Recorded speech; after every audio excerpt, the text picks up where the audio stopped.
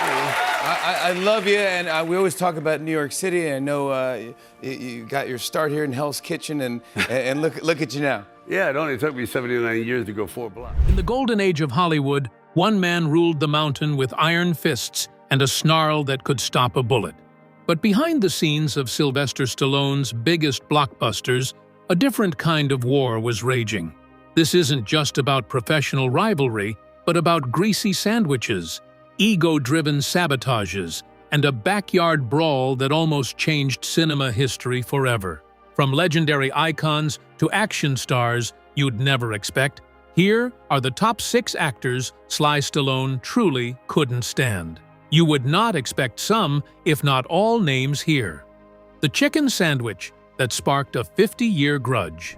When we talk about Hollywood feuds, we usually think about people fighting over a movie role or maybe a romantic interest.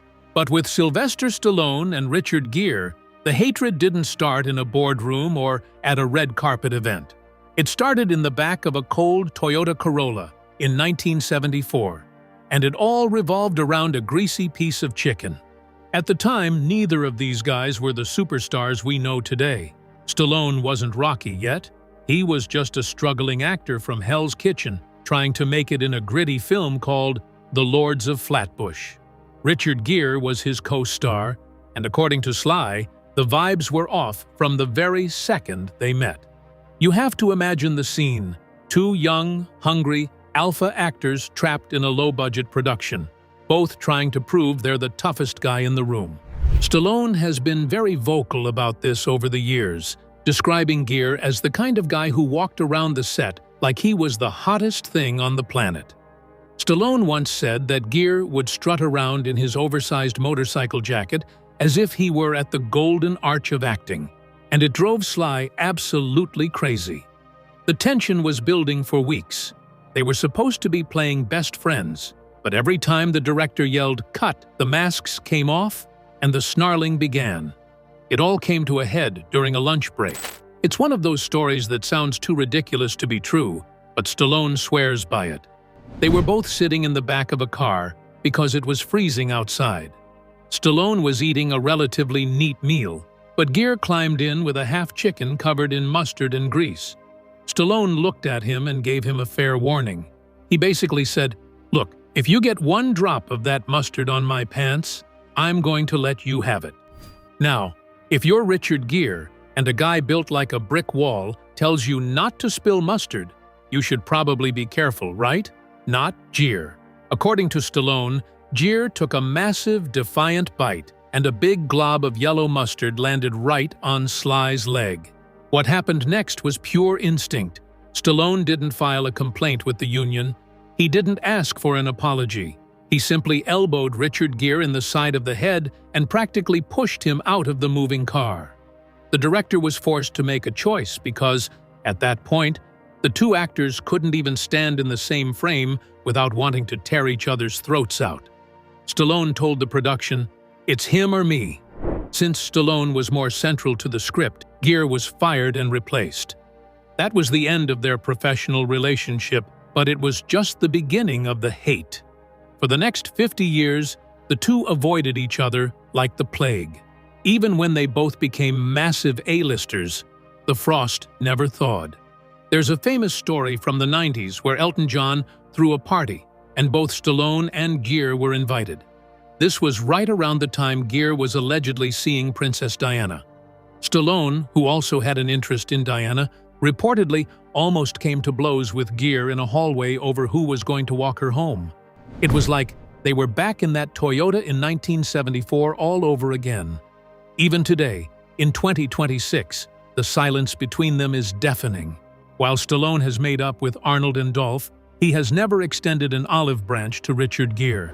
He still leans into the old rumors, often joking about Gere's intensity in a way that feels more like a jab than a compliment. But if Richard Gere was a clash of personalities that ended in a stalemate, Stallone's next rival was a clash of entire civilizations. The action movie Cold War with Arnold Schwarzenegger. We are talking about the biggest, brawniest, and most expensive feud in the history of cinema. In the 1980s, you were either a Stallone fan or an Arnold fan. There was no middle ground, and for the two men at the center of that storm, there was no love lost either. This wasn't just about who got the best reviews from critics. This was a literal arms race. If Stallone showed up on screen with a knife the size of a surfboard, Arnold would make sure his next character carried a literal Gatling gun. If Stallone killed 20 bad guys in the first act of Rambo, Arnold would make sure he killed 50 in Commando. It was an obsessed, calculated, and often petty war that lasted for the better part of 2 decades. Stallone has since admitted that during the height of their rivalry, he truly, deeply hated Schwarzenegger. He couldn't even stand to be in the same room as the guy, and the feeling was completely mutual. They would constantly check the trades to see what the other was getting paid, trying to out-negotiate each other by even a single dollar just to claim dominance. It was a psychological battleground. Stallone felt that Arnold was an unstoppable machine who was encroaching on his tough guy territory, while Arnold, with his bodybuilding background, viewed Sly as the guy he needed to knock off the throne. They were two alphas circling the same kill, and the Hollywood landscape wasn't big enough for both of them to wear the crown at the same time. The pettiness reached its absolute peak with a story that has become legendary in film circles. Back in the early 90s, Arnold Schwarzenegger was offered a script for a movie called Stop, or My Mom Will Shoot. Arnold read the script and realized within 5 minutes that it was a total disaster, an absolute career killer. But instead of just saying no, he saw an opportunity to sabotage his greatest enemy. Arnold leaked a rumor that he was dying to do the project. He made sure the word got back to Sly that he was interested in transitioning into comedy with this specific script. When Stallone heard that Arnold was eyeing the role, his competitive nature kicked in. He didn't even care if the script was good. He just didn't want Arnold to have it. Sly fought for the part, signed the contract, and only realized he had been played when he saw the first reviews come in. It was a total box office bomb, and Arnold spent years laughing about the fact that he had literally tricked Stallone into making the worst movie of his career. That's the kind of high-level psychological warfare we are dealing with here. They weren't just actors, they were brands, and they were trying to destroy each other's market share. They would even go so far as to use their movies to take shots at one another. Remember the scene in Last Action Hero, where there's a poster of Stallone as the Terminator? That wasn't just a joke. It was a dig at the idea of who really owned the genre. For years, the two were never seen together. If they were at the same event, publicists had to coordinate routes to make sure their paths never crossed. It was a cold war in every sense of the word, fueled by pure ego and the burning desire to be the #1 box office draw on the entire planet. But as the years rolled on and the wrinkles started to set in, the fire started to die down. Something strange happened in the late 90s. They both realized that the young guns were coming for their spots and that the world that created them was changing. The hate started to turn into a grudging respect. They eventually became business partners when they launched Planet Hollywood, and that was the first time the public saw the two titans standing side by side without trying to punch each other. Today, in 2026, they are actually incredibly close. They carve pumpkins together at Halloween, they visit each other's homes, and they genuinely seem to love each other's company. Stallone has gone on record saying that Arnold was the only person who truly pushed him to be better. Without that intense hatred and competition, we might never have gotten the versions of Rocky or Rambo that we love today. It's a rare Hollywood story where a blood feud actually turns into a brotherhood that has lasted longer than most marriages. Sly eventually learned to love his rivals, but he had zero patience for brothers in arms who stopped pulling their weight. The greedy and lazy fallout with Bruce Willis.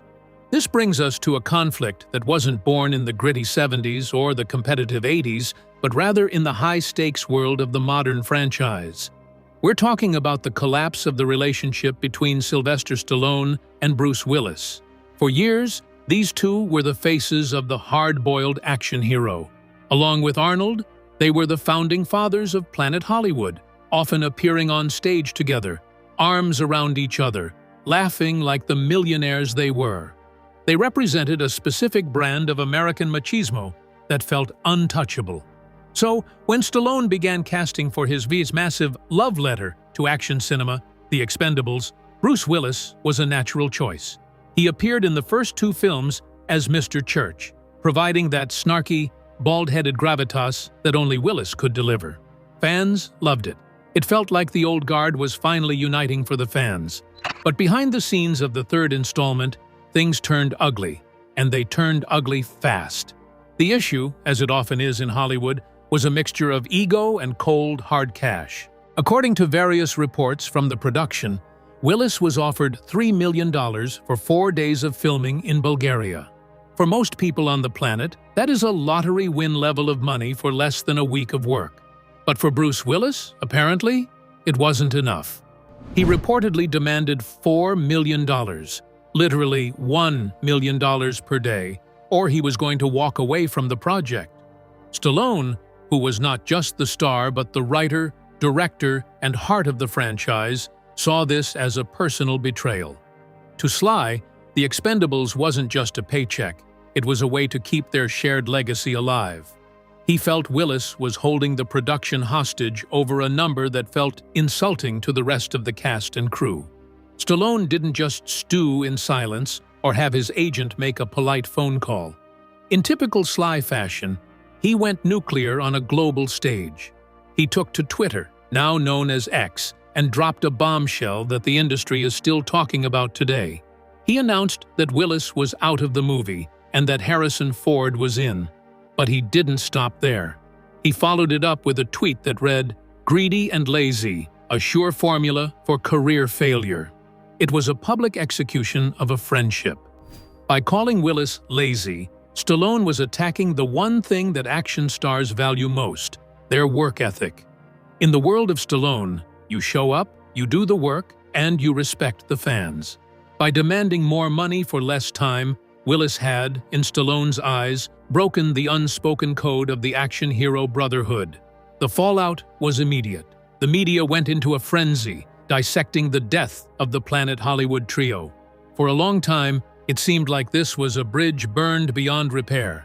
Willis, known for being notoriously private and often difficult in interviews, didn't fire back with the same public aggression. But the silence between the two men was heavy. They didn't speak for years. The action hero Mount Rushmore had a massive crack right down the middle. Stallone eventually admitted that he might have overreacted by venting his frustrations on social media, but he stood by the sentiment. He felt that the passion for the craft had been replaced by a by-the-numbers attitude, and that was something his creative soul just couldn't reconcile with. However, the story of Stallone and Willis takes a much more somber and human turn as we look at where they are today in 2026. When the news broke a few years ago that Bruce Willis was retiring from acting due to a diagnosis of aphasia and later frontotemporal dementia, the world was shocked. But perhaps no one felt the weight of that news more than Stallone. The hatred vanished instantly, replaced by a deep, mourning regret. Stallone reached out to the press, stating that it broke his heart to see his old friend struggling. He admitted that he hadn't been able to speak with Bruce recently because Willis was incommunicado, and it clearly pained him. It's a reminder that in the bubble of Hollywood, petty arguments over millions of dollars can feel like life or death until real life actually shows up. Stallone has since transitioned from a hater to one of Willis's most vocal supporters, often posting throwback photos of their better days. He went from calling him greedy to calling him a hero in his own right for fighting such a difficult battle. It's a bittersweet conclusion to a rivalry that started over a contract dispute, but ended with the realization that time is the one enemy no action star can ever truly defeat. It's one thing to argue about money with a fellow legend, but it's a whole different ballgame when you start questioning if a man can actually fight. The Miami House Party Challenge. The fake versus real martial arts beef. This brings us to a conflict that is less about business and more about pure, unadulterated ego. The icy standoff between Sylvester Stallone and Steven Seagal. In the hierarchy of action stars, Seagal has always been an outlier. While Sly and Arnold were seen as the blue-collar kings of the gym, Seagal projected an image of a mystical, untouchable Aikido master who was just as dangerous in real life as he was on screen. For a guy like Stallone, who prides himself on being the real deal and a student of the sweet science of boxing, Seagal's bravado was like a red rag to a bull. The tension between them wasn't about a movie role, it was about the fundamental question of who was actually the toughest man in the room. The most legendary explosion of this rivalry happened at a star-studded party at Stallone's home in Miami back in 1997. You have to imagine the scene. The air is thick with the smell of expensive cigars. The pool is glowing, and the guest list is a who's who of 90s muscle. Among the crowd were Stallone, Jean-Claude Van Damme, and Steven Seagal. According to Stallone, Seagal spent the entire night doing what he does best, talking. He was reportedly bragging to anyone who would listen that he could easily kick the ass of Jean-Claude Van Damme. Now, Sly has never been one for bullies or loudmouths, and watching Seagal dismiss a fellow action star in his own house sat very poorly with him. He watched from the sidelines as the muscles from Brussels finally grew tired of the disrespect. Van Damme actually challenged Seagal to step outside into Stallone's backyard to settle it then and there. What happened next is a story Stallone has delighted in telling for years. Instead of backing up his talk, Seagal reportedly pulled a Houdini. He made a series of excuses, slipped out of the party, and vanished into the Miami night. But Van Damme wasn't finished. He was so incensed by Seagal's behavior that he reportedly tracked him down to a local nightclub later that same evening to offer him another shot at the title. Once again, Seagal declined. Stallone later commented on the situation with his signature bluntness, stating that Van Damme was simply too strong and that Seagal wanted absolutely no part of a real-world physical confrontation. For Stallone, this was the ultimate sin. In his world, your word is your bond, and if you talk like a warrior, you'd better be prepared to act like one. He viewed Seagal's avoidance as a total loss of tough guy credibility. The hate only deepened as the decades rolled on, mostly because of Seagal's refusal to play ball with the rest of the action community. When Stallone was putting together the roster for The Expendables, he reached out to almost every living legend of the genre. He wanted the fans to see the ultimate crossover. But Seagal was one of the few who consistently stayed away. While some claimed it was because of his ongoing feud with producer Avi Lerner, others whispered that Seagal simply didn't want to be in a movie where he wasn't the undisputed top dog. In a 2014 interview, Seagal was asked why he wasn't in the franchise, and he dismissively said he didn't like some of the people involved, calling them funny people.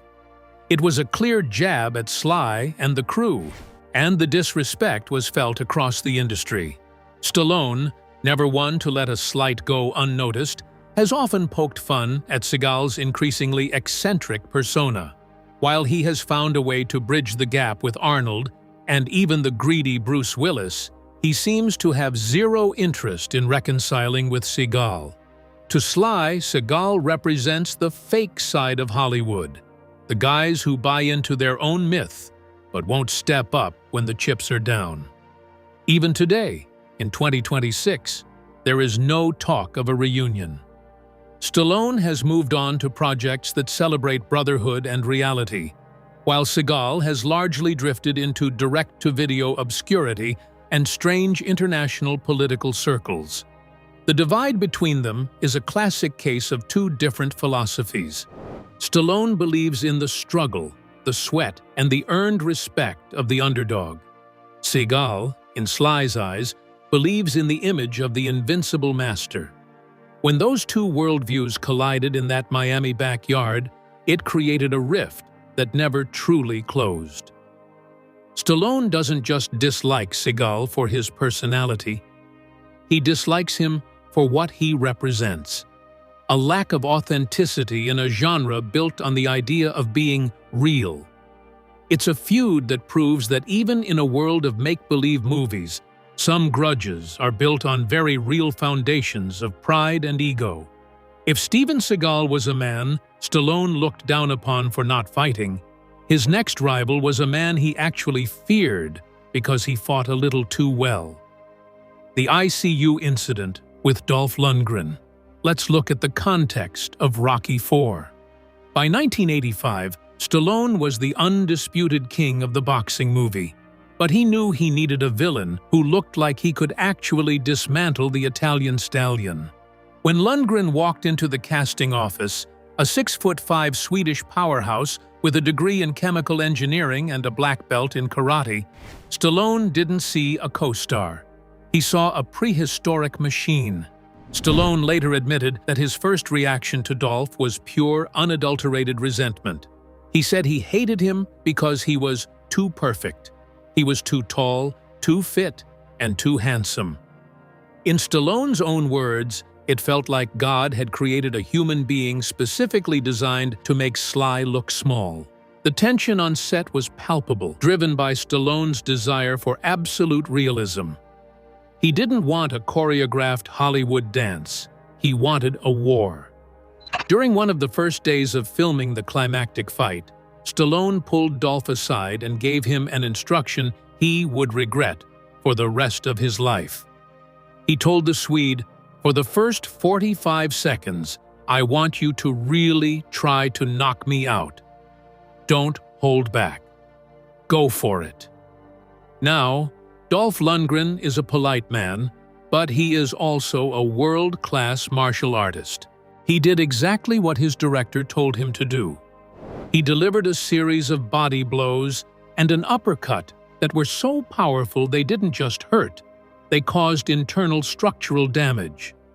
Stallone didn't feel the full extent of it immediately. He finished the scene, but later that night, his chest began to swell and his blood pressure shot up to a terrifying 260. He was rushed to the hospital and flown on a low-altitude emergency jet back to the United States. He spent the next 9 days in the intensive care unit, with doctors telling him that his heart had literally slammed against his ribs and begun to swell, an injury usually only seen in high-speed, head-on car accidents. While Sly was fighting for his life in a hospital bed surrounded by nuns, Dolph was back on set, reportedly asking, "Hey, what happened to the boss?" Stallone has joked that he hated the guy for putting him in a gown and a heart monitor, but the truth is that it created a bond that only two men who have truly tried to break each other can understand. This rivalry is the perfect example of how Sly's hate is often just a byproduct of his own obsession with excellence.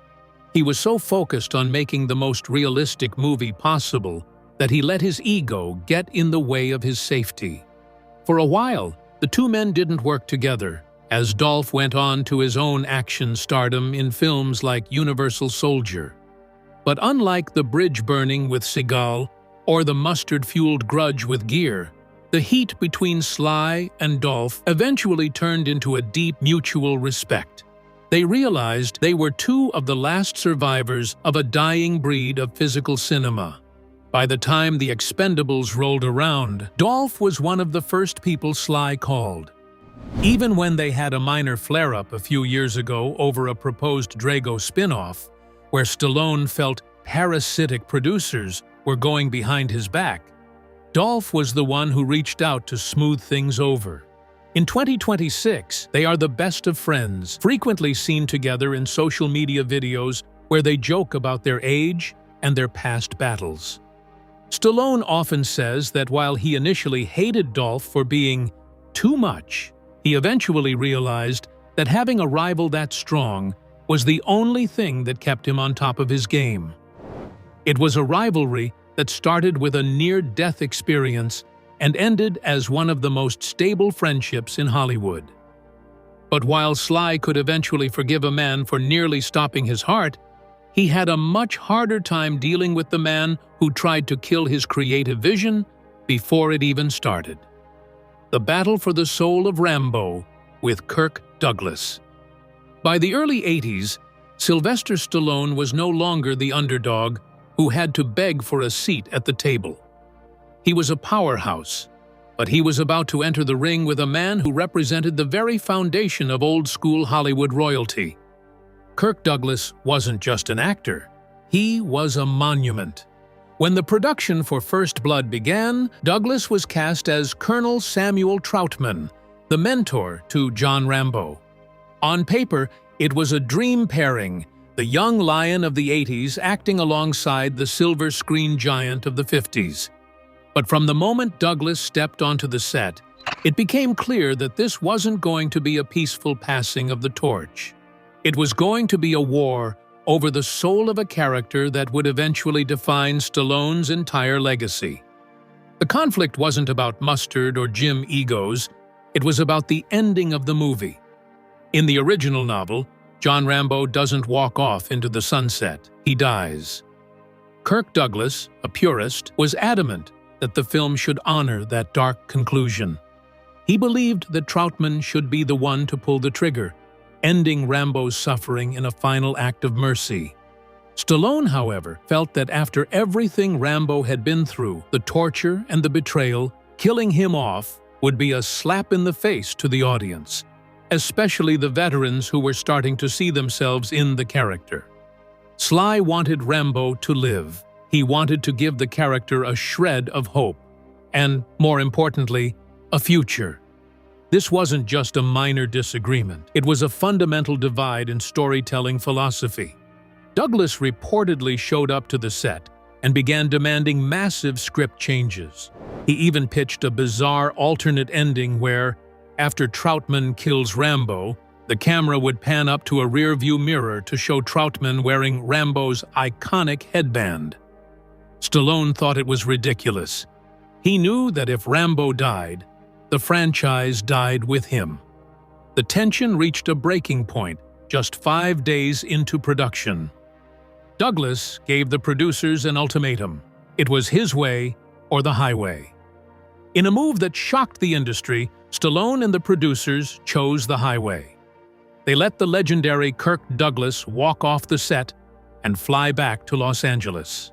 Stallone was willing to risk the entire production to protect his vision. They brought in Richard Gere with only 24 hours' notice, and the rest is history. Gere's Troutman became iconic, and Rambo lived on to become a multi-billion-dollar franchise. For years, there was a lingering frostiness between Stallone and Douglas. It was the ultimate old Hollywood versus new Hollywood showdown. Stallone was viewed as the difficult upstart, while Sly viewed Douglas as a man out of touch with the changing tides of cinema. However, they eventually reconciled in the most unexpected way by making the comedy Oscar Together in 1991. Stallone has since spoken about Douglas with nothing but reverence, calling him the last of the great giants. When Kirk Douglas passed away in 2020, Stallone posted a heartfelt tribute, acknowledging that even though they clashed on that cold mountain in Canada, Douglas was a true artist whose wisdom and courage inspired him. It's a fitting end to our list, a rivalry that proved that while you might hate someone's methods in the moment, you can still respect the legend they left behind. Did you know about all 6 feuds? Leave your comments below and subscribe to the channel for more if you haven't.